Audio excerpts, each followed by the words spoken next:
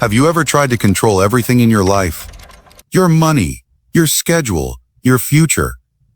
Daniel Harper did. Daniel was a 38-year-old investment banker on Wall Street. Sharp suits, precise words, calculated risks. He believed in numbers, not destiny, in strategy, not superstition. His life was built on one principle. If you plan well enough, you can control the outcome. Until one Tuesday evening changed everything. It was late. The New York subway station was nearly empty. Daniel stood scrolling through stock reports on his phone when he noticed an old man sitting across from him. The man wasn't homeless. He wasn't dressed strangely, but his eyes were unsettlingly calm. "You look like a man who believes he controls his life," the old man said suddenly. Daniel frowned. "Excuse me, exactly 180 days from today," the man continued softly. "You will die in Chicago," Daniel laughed. "Wrong guy," he said, turning away. But when he looked back, the man was gone. No footsteps, no sound, just empty space.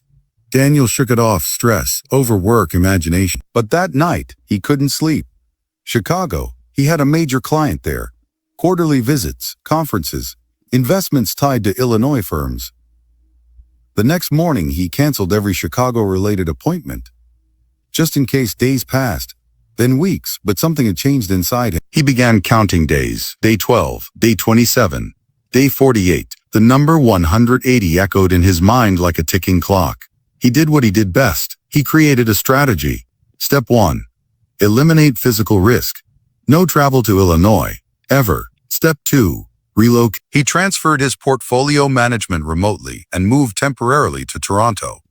Step 3. Control health variables. Personal trainer, cardiologist, full body scans, zero alcohol, zero stress. Friends notice the paranoia. "You're acting like someone's hunting you," his colleague Marcus joked.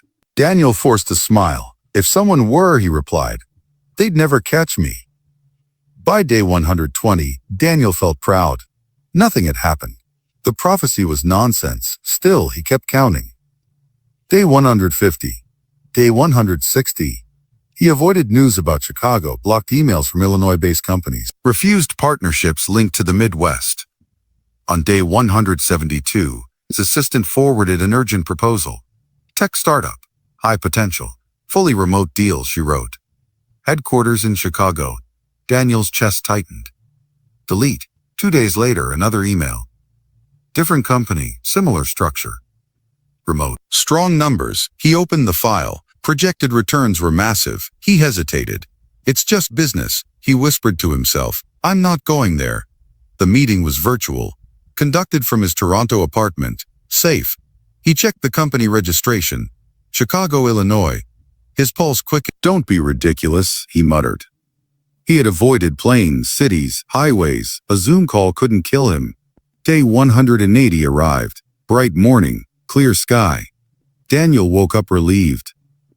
"I made it," he said to his reflection. One more day and the prediction would be meaningless. At 11:00 a.m., the meeting reminder appeared. Chicago Tech Innovation's final investment discussion. His finger hovered over the mouse. Then he laughed. "I outsmarted you," he whispered, though he didn't know who he was speaking to. He clicked Join Meeting. The CEO appeared on screen. "Good morning, Daniel. Greetings from Chicago." There it was again. Chicago. Daniel felt a strange pressure in his chest. Probably anxiety. The presentation began. Slides, charts, revenue projections.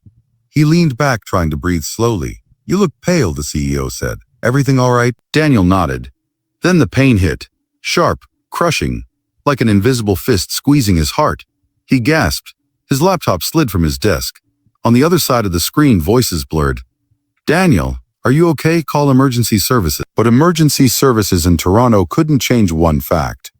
The final transaction being processed, the digital contract he had just approved, was legally registered in Chicago, Illinois. Daniel collapsed onto the floor. Heart attack. Time of death, 11:23 a.m. Day 180. Later, investigators reviewed the records. His last signed deal, location of contractual jurisdiction, Chicago. He never stepped foot in the city.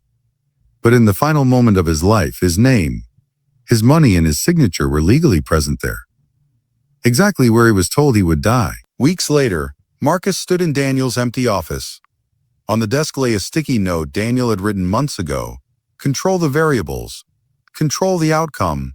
Marcus stared at it quietly, then whispered, or maybe, the more you try to escape fate, the tighter it closes in. You can change your address. You can change your habits. You can change your plans. But sometimes, in trying to outrun destiny, you run directly into